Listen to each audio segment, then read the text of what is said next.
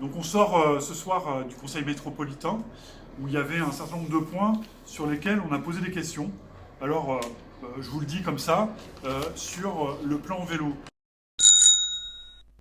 Sur le plan vélo, on est plutôt content de savoir que ce n'est pas les services d'Amiens Métropole qui vont s'en charger, parce qu'ils sont quand même sous-dotés en la matière, et il n'y a pas grand monde qui s'en occupe réellement, et ils vont faire appel à une instance à maîtrise d'ouvrage, qui est en fait la SPL, Vallée Idéale, qui sont des aménageurs, des urbanistes, et qui ont peut-être une vision moins politique sur la question du vélo, qui le prendront au sérieux, et qui feront certainement une démarche globale, en tout cas c'est ce qu'on souhaite, et également avec une prise en compte de ce que peut faire d'autres villes, avec de bons exemples qu'il faut aller voir, et pas uniquement avoir une vision comme ça, par petits morceaux, de ce qu'est le vélo à Amiens. Donc on soutient cette initiative.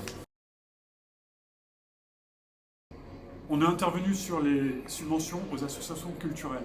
Ça fait des années qu'elles n'augmentent pas. Pourtant tout le monde a bien vu que le prix de l'énergie, le prix de la vie en général augmente. Donc ça veut dire que par répercussion, les associations culturelles ont moins de moyens. C'est moins de moyens pour payer les droits d'auteur des artistes, c'est moins de moyens pour se développer, alors que par ailleurs, on va faire une candidature pour la capitale européenne de la culture. Il y a quelque chose quand même qui ne va pas là-dedans. Il y a eu beaucoup de mépris ce soir dans cette assemblée. On soutient notre collègue Hassiane Waour qui est intervenu pour s'offusquer de la non-reconstruction du gymnase Jean Moulin qui a été détruit suite à un incendie.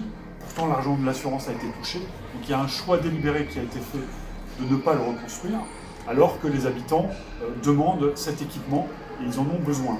Donc, le vice-président élu en charge des sports a carrément fait des mensonges ce soir en disant que nous savions très bien que cette décision était prise depuis des mois, ce qui est faux, et c'est normal pour nous de soutenir la mobilisation des habitants et des habitantes de la métropole qui sont contre cette décision d'abandonner un équipement sportif amiénois.